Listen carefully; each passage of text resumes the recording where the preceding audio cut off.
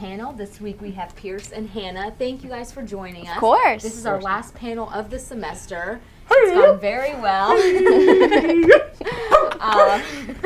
So we are very excited. Okay, some huge things happened this weekend. We have got to talk about that Iron Bowl. Auburn with the upset over the defending national champs, undefeated Alabama. This was so exciting. This shakes up everything, including the rankings. So let's not only, okay, whose fault was that? Was that, Pierce, you've mentioned the kickers getting death threats, but at the end of the day, is it a coaching problem? Was that Saban? Does that fall on him?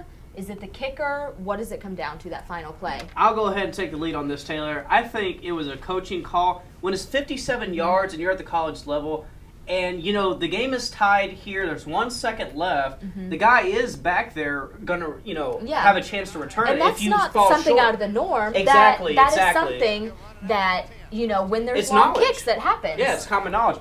You know, I just, if I was Saban, you know, I wouldn't kick unless I was just really, really confident in my kicker. Yeah. Like, seriously. But, you know, I mean, you know, they kicked it. It was short, and look what happened. Yeah.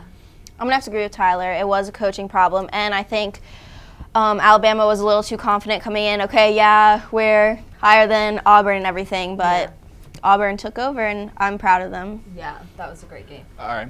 I'm blaming two people. The kicker, Cade Foster, who went 0 for 3, and they had to play the redshirt freshman. Yeah.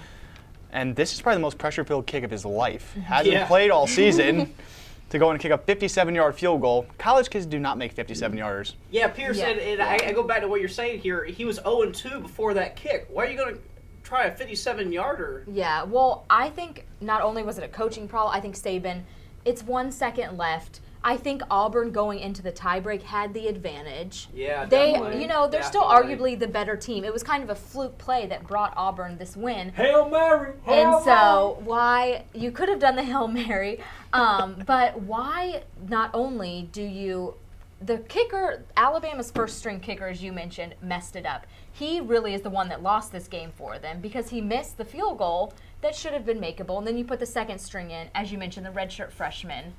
And Nick Saban says, well, he makes 60-yarders in practice. Well, don't they all? Like, of course, in practice, they all make 60-yarders. Apparently, Dwight Howard makes like 85% of his free throws in practice. He's probably the worst free throw shooter in the league. Yeah, I mean, practice, that's a whole different game. So I think we're all in agreement. That was a bad call on Nick Saban. But now this leaves Auburn with the potential to play in the national championship. So now it's kind of the battle, OSU, Auburn. Who should be playing against FSU? All right, it will be Ohio State, but I think it should be Auburn. They are by far the better team. They have the better running game, and they also have the conference that they play in is definitely better. I can easily make an argument that Ohio State should have lost to Michigan if Brady Hoke had any common sense, because Michigan was rolling in that game. They had the running game going. They were just on fire. Tyler, I know you got a lot to say about this. I know he does too.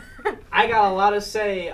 You know, first of all, Ohio State deserves to go to the national championship. You've won 24 straight games. Before that, you won that bowl game against Arkansas. There's no reason. Arkansas. An SEC team. An SEC team. An elite SEC team, though? Are you going to say that they're an elite team? They're not LSU. That year they were. And continuing, anyway, we've been under Coach Urban Meyer here, Ohio State has been, and it's 24 straight wins. Everybody is talking about this whole close loss to Michigan. Okay, number one, it's in the big house, all right? It's rivalry week. That is the rivalry. Ohio State, Michigan, that is the rivalry. Okay, this ain't Florida State and Florida, you know, the Iron Bowl. You know, that's something you can compare it to.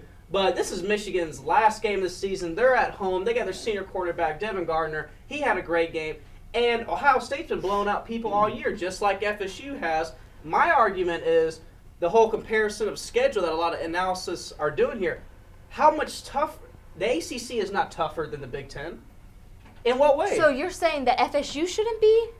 What I'm saying is, why is there no arguments about FSU? Because everybody wants to knock out Ohio State. I don't think just that's a because question. based off of two national championship losses under Coach Jim Tressel, who is no longer the Ohio State coach. One of those losses being under the head coach of Florida at the time, Urban Meyer, who is now the head coach at Ohio State, whom is also undefeated. So if they win this week against Michigan State in the Big Ten Championship, why is there even any question about them going to the national championship? Auburn has lost a game, period.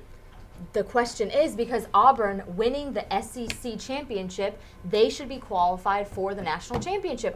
That's ideology. That's bias. You cannot compare. I understand Michigan. That's a huge game. That was a huge win for them. Yes, going 24-0. That's a huge accomplishment. That does not mean that they are at the same caliber as Auburn and FSU. I stick by that. I just think the SEC. We were talking about the powerhouse teams. LSU. You have Alabama. You have UF, not this year, but in There's recent no years. denying, in my opinion, that the SEC is better than the Big Ten. I know this for a fact. However, there are no undefeated teams from the SEC, and that's what it boils down to. The argument 6 years ago was, should Ohio State be playing Michigan in a rematch because the Big Ten was so strong that year with Illinois, Wisconsin, Iowa, Michigan, and Ohio State. Now, 6 years later, 6 straight SEC national championships, predominantly by mainly 2 teams, a couple here and there, the other with Auburn and LSU. But, tides have changed a little bit. No ironic there with the whole tides changing. But absolutely, Ohio State goes undefeated and Florida State goes undefeated. They should be, obviously, the only 2 teams to play in the national championship. I'm going to have to agree with Taylor here. I think it's going to be Auburn and Florida State. Auburn really brought it this past game, and I'm excited to see what they'll do next, and I think it's going to if you knock off Alabama, how can you dispute that? I mean, Pierce, are you with us here? Are you joining the dark side? I think it should be Auburn, but it's going to be Ohio State because of the fact they are undefeated. However, I can see Florida State, if this was extended out to some time, they might be knocked out because I don't know if Jameis Winston will even be able to play. Yeah, that's a whole nother, his whole legal battles, that's a whole nother situation that we don't have time or probably. Because they would be on their 3rd-string quarterback. Their backups are out for the year. Yeah, the authority to be talking about that situation. So we'll just let that blow over.